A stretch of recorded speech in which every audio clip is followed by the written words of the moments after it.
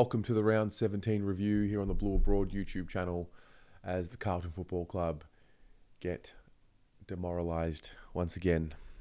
This time at the hands of the arch rival, the Pies. It was 8 goals 11, 59 to 17 goals 13, 115 in front of, 75 odd thousand, which thought that was a bit of a lie personally, but whatever. Don't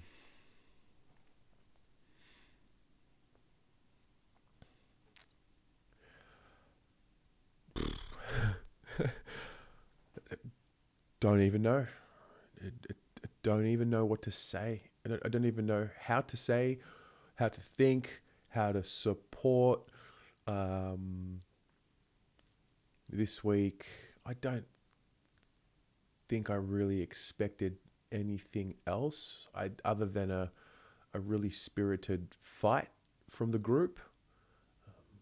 The club made it really clear that patience and calm and rational decisions were going to be made, and we're going to basically wait and see out the season before moving forward and making the decisions that need to be made, and announced Graham Wright's arrival in August, and President came and spoke here, and at no point did I hear any words which were ever going to change how I felt about the club at the moment.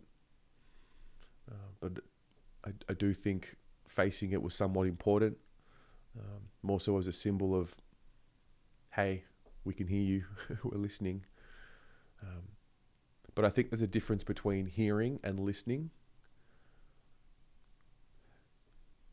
And I just don't know, man. I just don't know. Yeah, that experience last night at a Collingwood game was the first of its kind that I can remember for a long, long time. I do remember getting beat up by the Pies by a lot.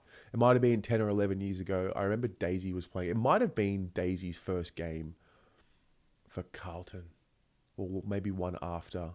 And I remember I was sitting up on level 3 and just got absolutely destroyed. And I remember back then thinking, this is all going to be worth it.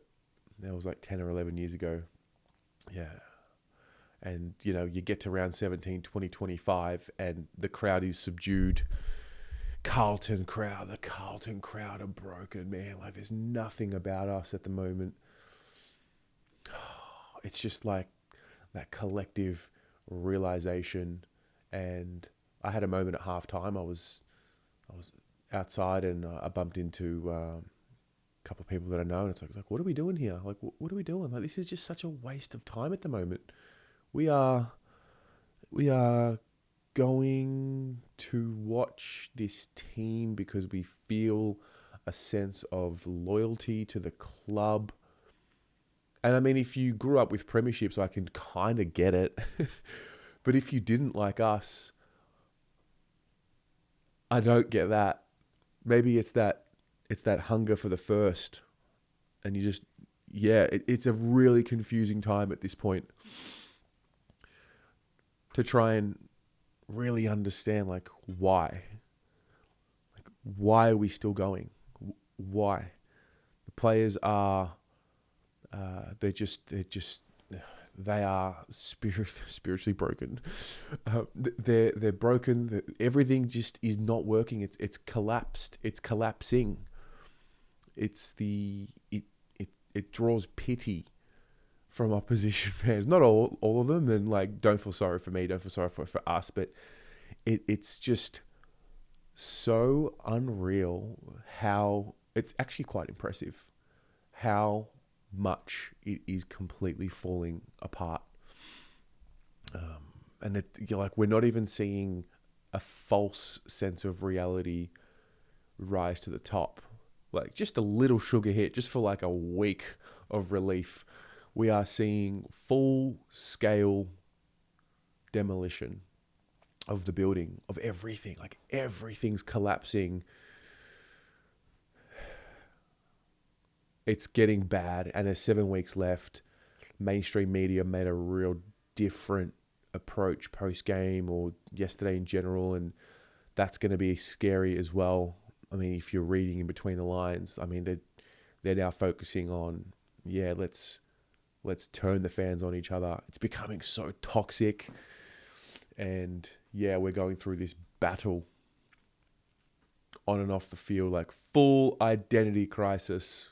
What the club once was, what the club is, refusing to move into what the club is, just hanging on to this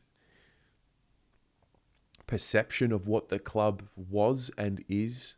Like, both realities have a bit of truth to them. Both realities have a falsity to them. And yeah. First quarter.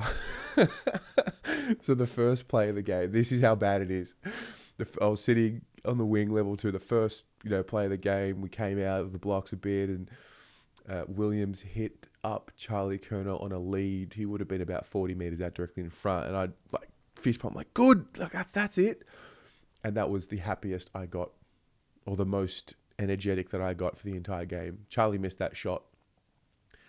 And what's happened to Charlie, man? What? Like, seriously, what has happened to Charlie? Where is his spirit? How has Charlie been poisoned with it? He's moving. I mean, he's moving like an injured player. He's gluggy, and I'm not sure if the surgeries in the preseason are going to be the answer to what's happening to Charlie this year.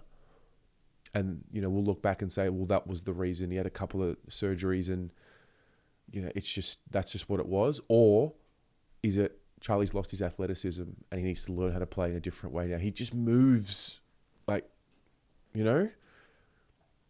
spirit gone. He's the spark. Like he's the one. He's the one that sparks the group, and they feed off him, and he doesn't have any of it. Like, they've lost their powers. I mean, we saw some kids, saw young Harry O'Farrell, got taught a real good lesson, and they'll be nice experiences for him. And Ashton Moyer had a few little moments. He also had some learning experiences, like kicking the ball into the man on the mark. But with that, there were some good little things there. But like we've been saying all year, my fear about the kids was kind of true in the end. Like, yeah, they're good. They're good kids. But gee, like, they've still got a way to go. Like, they're not the answer. I also don't know if we're going to be doing damage to them as well. Like, I want to see the kids, I guess, but I don't know if I want to see the kids completely lose their confidence the way I'm watching, when Billy Wilson comes in or when Harry O'Farrell comes in. And so I don't even know what to latch onto anymore. Webby came on the fan cams last night, and actually, he actually nailed it. What he said to me. What the fuck have they done to our club? What the fuck have they done, mate? They've destroyed me. And it's the truth. It is the truth. I mean, there are people right across the board, the board, but also across the board of the club, who have just been paid so much and who have been rewarded so much for mediocrity and, quite frankly, just for a losing culture.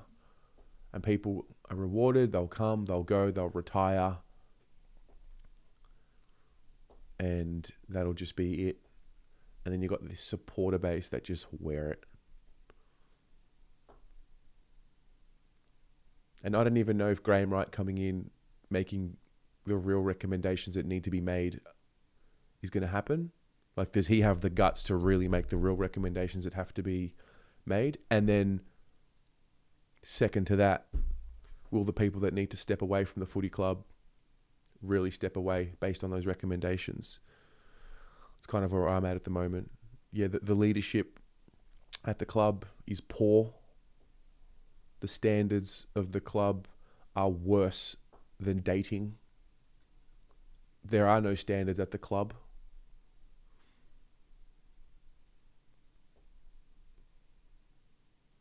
there are people who pose as successful people. Like, that's what their whole thing is, their shtick, the skills.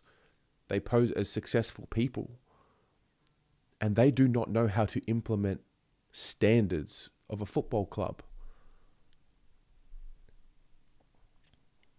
I think in a lot of organizations or businesses or whatever, you're made up of a bunch of followers, and you get rewarded because you do what you're told. You get into a workplace, you do what you're told to the best of your ability, you're a follower, and then you get promoted. And then you stay there long enough and you continue to get promoted until you get to a point where you are then put in a position of leadership. But you don't know what it takes to be a leader because you've been a follower the whole time. And that's what I think we're starting to see a bit of that as well. We've got people, mediocre people, and that's okay. Mediocre's fine. It's just they are tasked with setting a standard, leading a standard, and it's like they don't have the ability to do that. So how widespread has that gone through the club? It's just the divide of what it was and what it is grows so much. And that's why my best guess is it's an identity, philosophy, change that's needed. Because, mate, I'm not getting sucked into the Camporelli twins and Cody Walker and Harry Dean. Mate, those kids were Walsh, Curnow, Mackay, Wiedering. And those kids were Murphy, Gibbs, Simpson, Cruiser, and you add a little sprinkling of Juddy on top. Like, I'm now old enough to remember all of that. And this build in particular, like, everything's documented. So, like, every single thing is documented.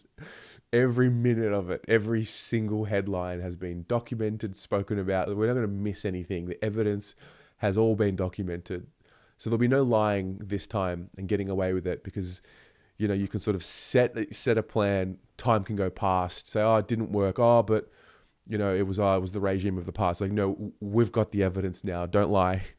So, yeah, it's going to be fascinating. Like what it's actually going to take. Like, am I going to be sitting here one day? I am, right? I'm going to be sitting here one day saying, gee, we just had to fix this.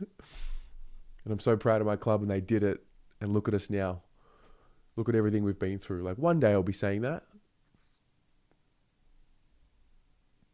Right? Like, one day I'll be saying that. I don't know if I'll be saying that. I actually don't know if I'll ever say that.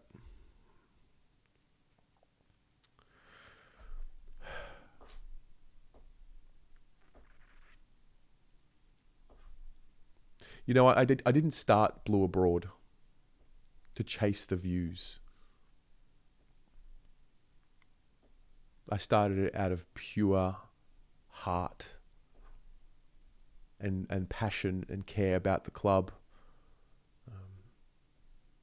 About that culture, about bringing it into the modern world, about that community, and also about accountability, because I felt it was really clear that there was a void in the fan voice being heard. It was really easy to skip over it and not let it sink through and sink in.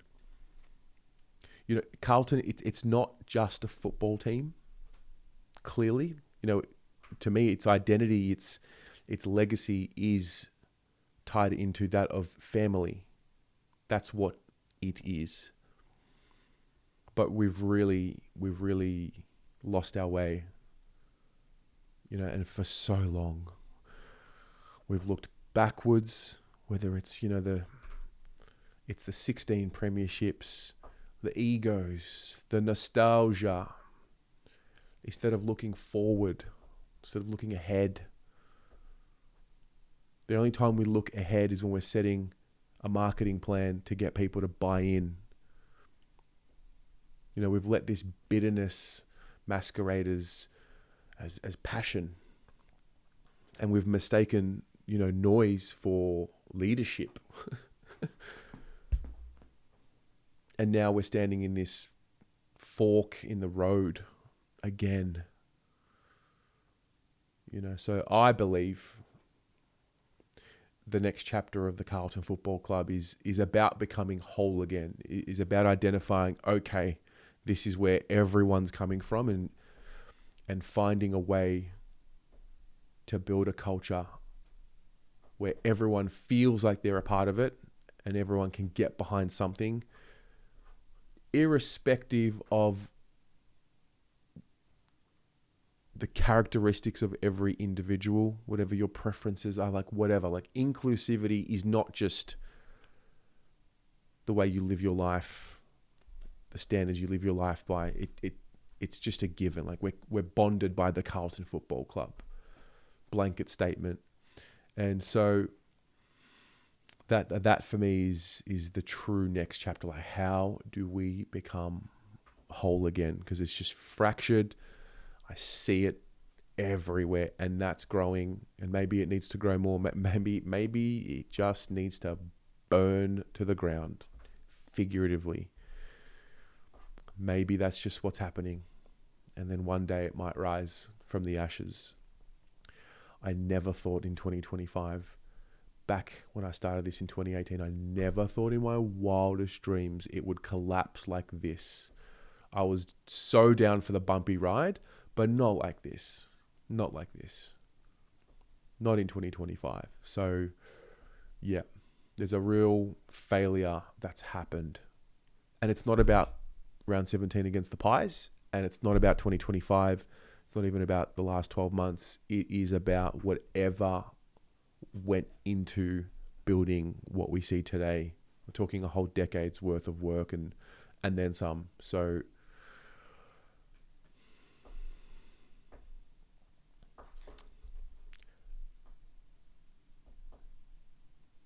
document your little piece of history in the comments below, and we will move on from there. See you against the Lions. Oh, go Blues.